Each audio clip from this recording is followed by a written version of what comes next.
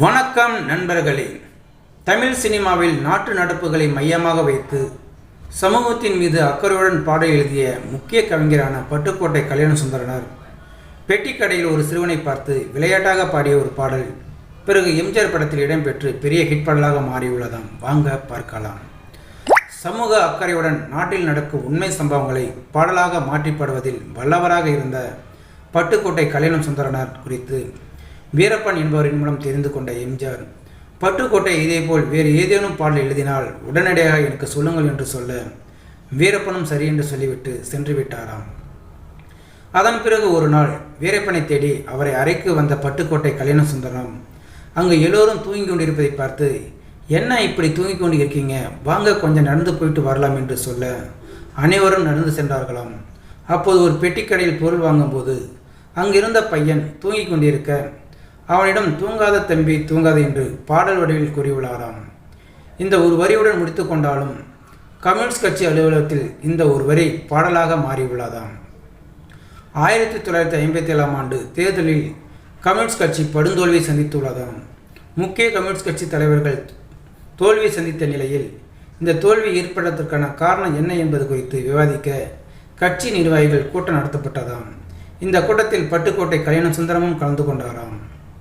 இந்த கூட்டத்தில் அனைவருக்கும் உற்சாகம் அளிக்கும் வகையில் பட்டுக்கோட்டை பேசியிருந்தாலும் அவர்கள் தோல்வியில் இருந்து மீளவில்லை என்பதை அவர் உணர்ந்து கொண்டாராம். அவர்களை உற்சாகப்படுத்துவதற்காக ஒரு பாடலை பாட யோசித்த பட்டுக்கோட்டை கல்யாணசுந்தரம் பெட்டிக்கடையில் அந்த சிறுவனுக்கு சொன்ன ஒரு வரியை எடுத்துக்கொண்டு பாடலாக பாடினாராம்.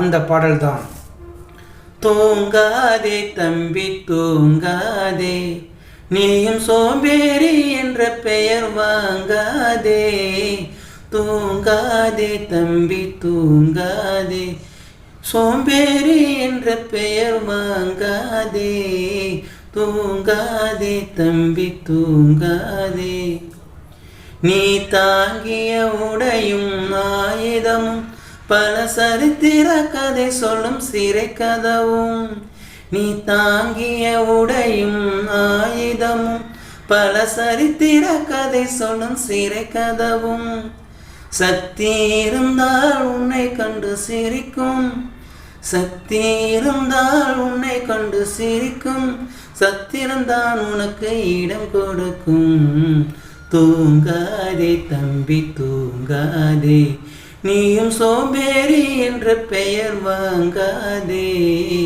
தூங்காதே தம்பி தூங்காதே என்ற பாடலாகும். பட்டுக்கோட்டையின் இந்த பாடல் கம்யூனிஸ்ட் கட்சி தோழர்களுக்கு உற்சாகத்தை ஏற்படுத்திய நிலையில் இந்த பாடலை கேட்ட வீரப்பன் அடுத்த நாளே இது குறித்து எம்ஜிஆரிடம் சொல்ல, அப்போது தமிழ் சினிமாவில் பெரிய பொருட்செலவில் தயாரிக்கப்பட்ட படமான நாடோடி மன்னன் படத்தை தயாரித்து இயக்கிய எம்ஜிஆர் தனது படத்திற்கு இந்த பாடலை பயன்படுத்தி கொண்டாராம்.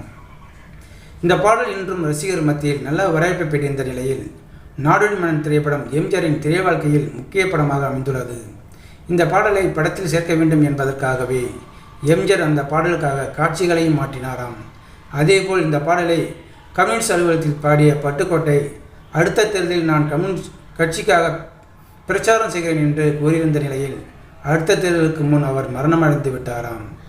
ஸோ நேயர்களே, இந்த வீடியோ பார்த்துருக்க நீங்கள் வீடியோ பிடிச்சிருந்தால் லைக் பண்ணுங்கள், ஷேர் பண்ணுங்கள், வீடியோ பற்றின கருத்துக்களை கமெண்ட் பாக்ஸில் கமெண்ட் பண்ணுங்கள். அப்படியே பக்கத்தில் இருக்கிற பெல் சிம்மை கிளிக் பண்ணுங்கள். அப்போ தான் நான் போகிற வீடியோ அடிக்கடி வந்து ரீச் ஆகும். மறக்காமல் சேனலை சப்ஸ்கிரைப் பண்ணுங்கள். தேங்க்யூ, வணக்கம்.